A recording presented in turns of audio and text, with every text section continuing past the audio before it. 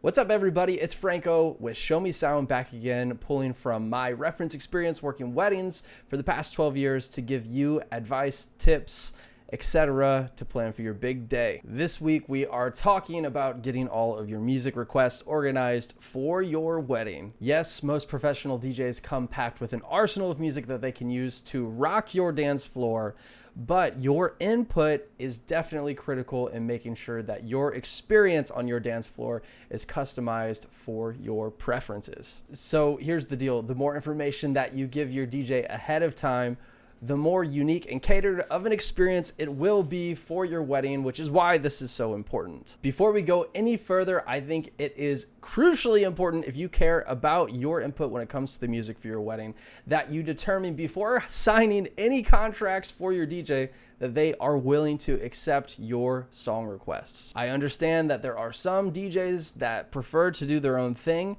That's not me. I personally enjoy finding out what keeps the bride and groom that I'm working with on the dance floor, but I know every DJ has their own unique style.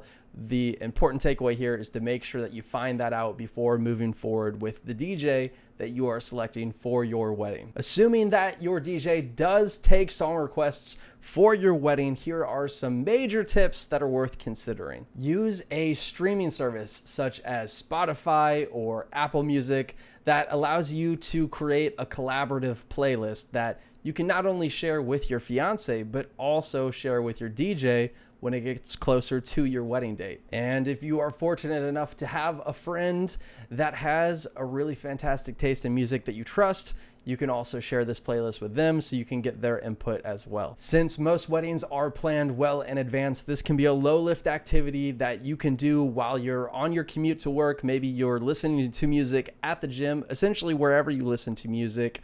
If you're using the streaming platform that you already use, it's an easy way to consolidate the song requests that you might have for your wedding.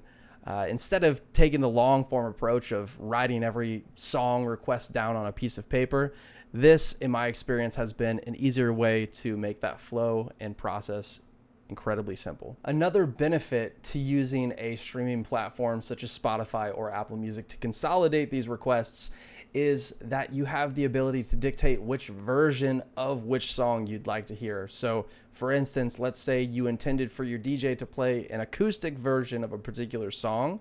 Instead of leaving that up to the assumption of the DJ, you can literally put the specific version of the track that you're hoping to hear inside of your playlist, so there's no confusion about which version you want played for which particular moment. Speaking of particular moments, another pro tip is to create not only a list of general requests that you would like to hear throughout the evening, but maybe a separate playlist of some of your 15 to 20 must-play songs that you absolutely have to hear at some point during the night. Most wedding receptions will cover anywhere from 100 to 200 tracks throughout the course of the evening, and this is not an exact number that you can really plan for because it will definitely be contingent upon how quickly your DJ is mixing through tracks and how many hours of dancing you've actually allotted for the evening. In a number of cases, there are often more song requests than there are time to play them throughout the evening, which again, going back to the list of must plays, that's why that's so important, because the last thing you want to do is not hear a song that's super important to you. Another super important consideration as you're putting your playlists and your requests together is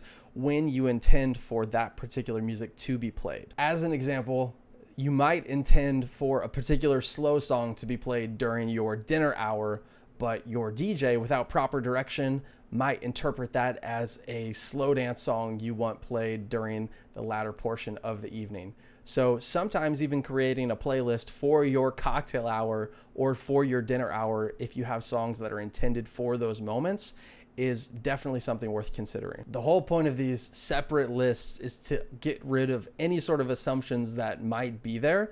That way your experience is totally catered and formatted in a way that is perfect for you. All that being said, I've worked with a number of different couples that vary in how much musical input that they would like to provide for their wedding, ranging from couples that have literally given me a list of songs that they would like played in a specific order, all the way to couples that the only song that they've given me is the song they've picked out for their first dance. I feel like the perfect balance, and I'm only speaking for myself here, but the perfect balance for me as the DJ for a wedding is finding a balance somewhere between those two extremes. A professional DJ can absolutely read the room to figure out when the best moments are for which particular songs to get the best reaction. But at the end of the day, this is your wedding that we're talking about. So your input is crucial to make sure that this is a catered experience for you. On the topic of playlists and putting together playlists, Show Me Sound has actually consolidated a number of different playlists ranging from the top wedding hits from the 60s all the way to some of the most popular father-daughter dances. And we would love to share those playlists with you. So if you check out the description below, you'll find a link to these playlists that can help you get started for planning for your own playlists for your big day. Thank you for watching. As always, please feel free to share this video with anyone that you think might find it useful. And of course, if you have any questions that you would like answered in a future video, feel free to drop that in the comments below, and I will see you on the next one. Peace.